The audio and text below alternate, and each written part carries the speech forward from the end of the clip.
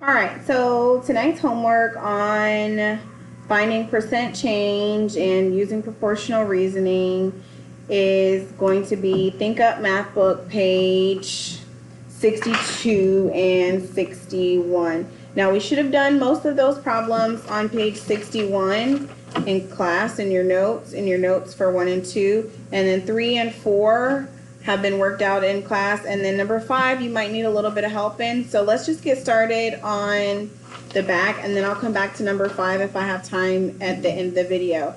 However, most of my classes should have gone over 4 at the very least. Okay, so it says Tan's electricity bill for the month of August was $267. His September bill showed a 2% increase from his August bill. In October, his bill decreased 8% from the amount he was billed in August. How much did Tan spend on electricity over the 3-month period? So they're referencing the month of August here, so 267 is my basis. The following month in September, it goes up 2%, and then after September, it goes down 8%. So some things that I've discussed with my classes is finding the whole. So what is our whole amount here? Well, for Tan, the whole amount is $267. That is my August bill. And then I need September. And then I need October. So this is my whole thing. This is what I'm referring to, and I'm either adding pieces to it or I'm taking pieces away. So this is my 100%, the whole, okay? So over here, I am increasing by 2%. An increase means I'm adding. So I'm gonna take my 100% and then I'm gonna add 2%. Then in October, I'm decreasing by 8%. So I'm going to take my 100% and then I'm going to subtract 8%. So 100% plus 2 is 102%. Now, is this my answer? No way. It doesn't make sense. Is 102 increased from 267? Absolutely not. Okay, so I need to make a little bit more sense of this by taking 102% of my $267 bill. The word of means multiply. But I can't multiply 102 by 267 because technically 102 is a percent. So it's part of my whole. And in this case, I have one whole and then 2% more, or 200ths more. So I need to convert my percent to a decimal, 102% to decimal, by moving the decimal 2 places to the left, and now I have 1.02. Then I'm going to take that and multiply it by 267. Then I will get my amount for September. Over here, I'm going to do the same thing, except instead of adding, I'm going to subtract. So I'll have 92%, because 100 minus 8 is 92, and then 92% of my $267 bill. So come down here, 267. Oh, I need to convert 92% to a decimal, so squeeze that in here. 92% as a decimal is 0.92. Talking about cents per dollar here. And then multiply that. And then over here, this is 267. I don't have to do anything to it because that's what they gave me. So this is this month, this is September, and this is October. Whatever you get here and whatever you get here, you're going to combine these 3 to get your total for the 3 months that they're asking about. What is the 3-month period? I need all 3 months. Okay? Number 2, Holly and her best friends go to dinner. Their total bill is $31.84. Her 2 best friends. That's important. So how many people is that? Holly plus 2 is 3 people. I'm just making some little anecdotal notes here. They use a coupon for 15% off. So the bill is $31.84. And then they get 15% off. If they split the bill evenly, how much money will each person owe to the nearest cent?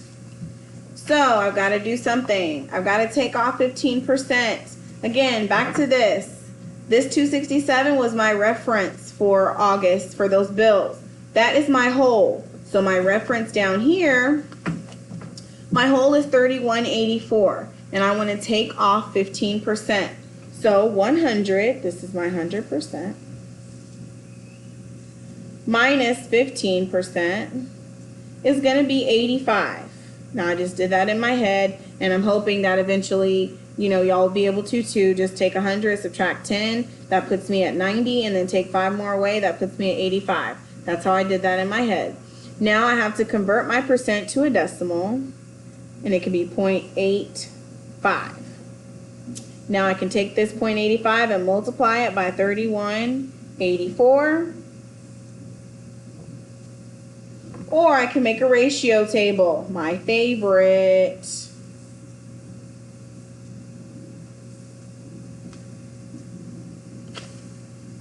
Row, cost, percent, justify. Okay, I know that my total is 31.84, and this is my 100%, and this is given to me. Then I can get 10% easily by just moving my decimal over, $3.18. Then I can get 1%. Actually, I can get 5% because that will help me with my 15. 5% is half of this. So half of $3.18 is $1.59. And then I took row A and I divided by 10. And then I took row B and I divided by 2 here. So now I want to combine these two percents. So D is 15%. So I'm going to add 9 plus 8 is 17. Carry the 1, another 7. $4.77 off by adding B plus C. Now I need to get 85% because that's what I'm really paying. That's my 100 minus 15. So that's A minus D. And then I take 31.84 minus 477. So I can come up here, 31.84 minus 477. 4 minus 7 can't do, so 14 minus 7 is 7. 7 minus 7 is 0. 31 minus 4 is $27.07.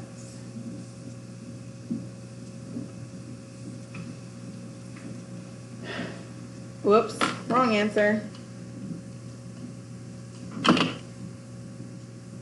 So work this out and see what you get over here.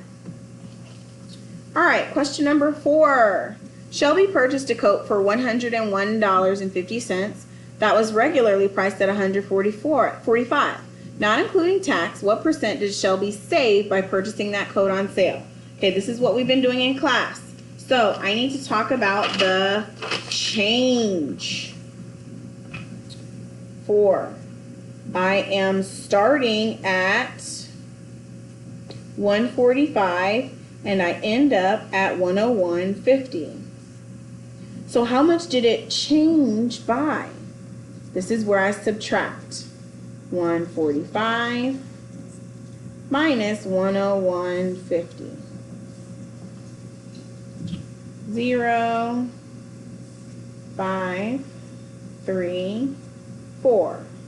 $43.50 difference. So here's where I make my proportion. My change and my original. That's my 43.50. My original is 145. And X out of 100. And then for this, you cross multiply and divide. So your X will be equal to 43.50 times 100, all divided by 145. This is going to cause me, multiplication by 100 is going to cause me to move my decimal 2 places to the right. So this is 4350 divided by 145. And then you should T-bow this. Okay, I'm not giving you the answer to that. You have to figure that one out yourself. Number 5. Jasmine and Rosalind compete in a race. At the beginning of the race, Jasmine runs at a rate of 6 miles per hour and Rosalind runs at a rate of 6.2 miles per hour. Toward the end of the race, Jasmine increases her speed to 6.6 miles per hour. If Rosalind increases her speed by the same percent as Jasmine, how fast is she running at the end of the race? So there's a lot of pieces here that I've got to break down. So let's start with Jasmine and Rosalind.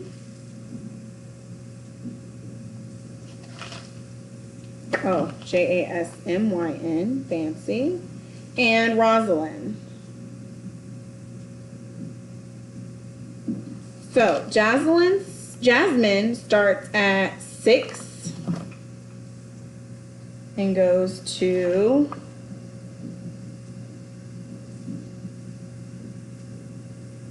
I don't know yet. Rosalind starts at 6.2. Jasmine increases it to 6.6. There it is. 6.6. And if Rosalind increases her speed by the same percent, I don't know where she's going, but I'm going to multiply by that percent.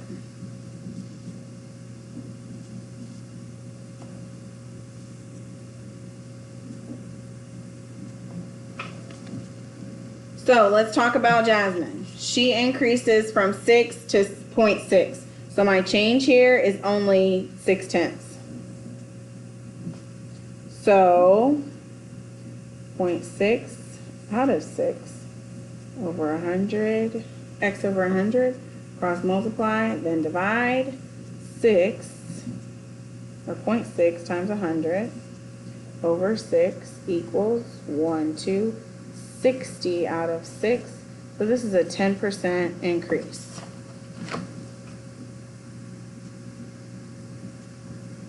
Now, if she were to increase this by 10%, that means I need to take 6.2 times 0.10, because this is 10%, this as a decimal is 0.10. What will I get?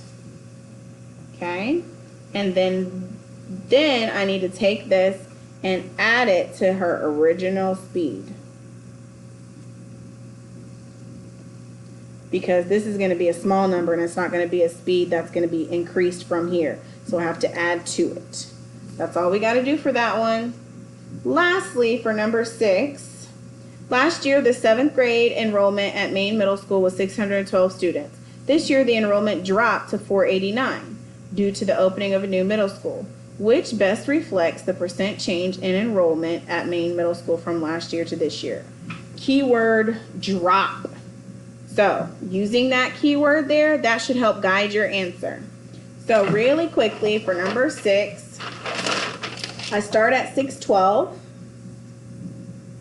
and then I end up at 489.